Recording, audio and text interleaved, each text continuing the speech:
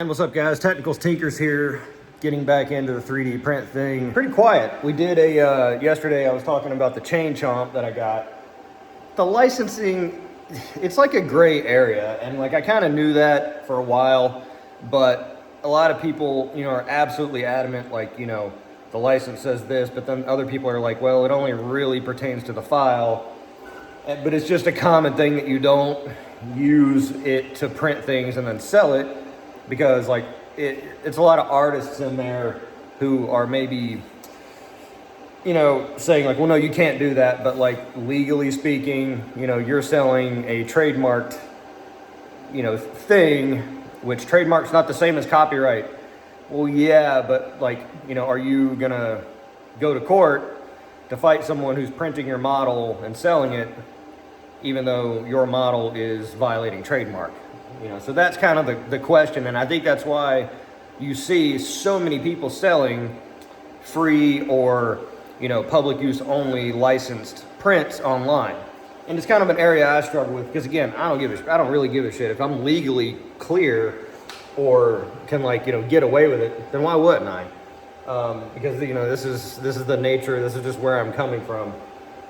But I'm still a little iffy about it, especially when it comes to things like the chain chomp, which are, obviously that person that made the model is, I don't know, violating the trademark. I don't know, does it depend on how you advertise it? If you change it a little bit, is it technically a Mario chain chomp, or is it just a ball and chain with teeth? A lot of questions there, and a lot of questions that maybe people wouldn't want to spend $20, $30, $50, $100,000 on legal bills to try to resolve, and maybe they would just be like, whatever, sell it, make your $5. So kind of a lot of questions there. But anyway, the big body of the chain chomp, everything else printed. Let's look at that.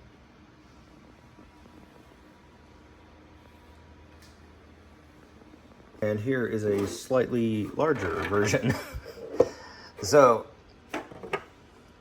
got did these on the Cobra because I do like this model. It's all in different parts, so I can print them on the Cobras in the different colors and then just pop it together. Very easy to pop it together.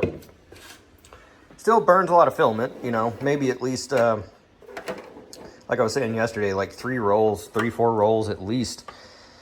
The chain links are a little squirrely. This gray Rapid PLA kind of behaves a little differently than the others, and I think a lot of the slight issues have to do with a 0.3 layer height. Now this I did on the Bamboo because it fit on the plate, and I mean, again, just a testament to the Bamboo being just, it just works. But you might be asking, where's the main body? Where's the big black part?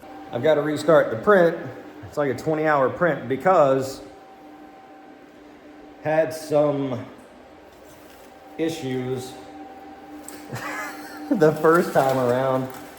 Oh man, came into this morning and I left it here because I knew I'd be doing the vlog video. Wanted to get a sense of like this disaster. But this came pretty much right after a filament change. And that's kind of what I'm noticing. Is like when I do those filament changes, 9 times out of 10, it's no problem at all. But on these bigger models, I think a lot of it had to do, again, with the 0.3 layer height. These thicker layer heights just don't perform. And I'm thinking what might have occurred is like here around the edge, it just kind of fell off. There's some evidence of that. And because it fell off, the layer above it didn't have anything to rest on, and then it just kind of like telegraphed the problem up from there. And so I think maybe going into a smaller layer height, like a 0.25 maybe, that's what I'm doing on the other one. And I did 3 wall loops on this. So, those 3 wall loops telegraphing that problem just made it worse. And I'm grateful for sure that it just made a bunch of spaghetti versus, well, maybe I'm not grateful. Looks like it got in the motor. Fuck. Well, I am grateful that it didn't do the thing where it just completely inundates and clogs up the hot end and makes it like a lava flow, like a rock, and it just completely seizes. Because that makes me a little worried, because you've got a 220 Celsius hot end just sitting there in a soup of lava baking constantly. And that to me seems like a fire hazard more than just a bunch of spaghetti. Anyway, part of the process. Ultimately, it leads to kind of another question, because I said yesterday I was at a crossroads with this 3D print startup business thing. And, I'm not, as far as a startup business goes, I have a real business. I've mentioned that before. It makes a whole boatload of money. I have nearly 50 employees. So it's like a real proper business. And this is just kind of like my exploratory thing. And I've gone through and done this with, I don't know how many different industries or schemes or whatever over the years. Many times. So again, this is exploratory and me just kind of looking to see if it's viable with these printers at home, because the Cobras are pretty cheap. They're like, averaged out. And if I dollar cost average my Cobras out, they were probably $350 a piece. Bamboo all in was like maybe $600-700. So I maybe got like $3,000 worth of hardware. I don't know how much filament I've burned so far. I could look. But generally speaking, for an exploratory sort of, side offshoot business venture, not too much, to kind of get a feel for it. I have made sales. I'm certainly not profitable, overall in the black on the project, but, that's any startup business is not going to perform that way. It feels a little disingenuous to even call it a startup, given I'm not putting 60 hours a week into this because I'm doing other media projects and things like that. But I feel that's a core component of this process as well, hence why I'm right here. Over the past week or so, since learning about sort of these licensed memberships to commercial files, I'm thinking about it more and more. And, as it pertains to my MO with setting things up to scale from the beginning, setting things up where it's easy and repeatable and, again, scalable, versus spending a lot of time tinkering and things like that. I'm thinking more and more that that's probably a very viable route, because if you go on Fangs or any of these other places, there are designers who sell, and it's between $10 to $50 a month. Maybe there's some that cost more, that you pay ongoing. You pay a subscription fee, but you get commercial access to all of their designs. And so then you don't have to worry about finding anything or paying a designer to make something. Now, sure, if you pay a designer to make something, you own the rights to it in perpetuity, and you can print it forever, and you don't have to worry about that.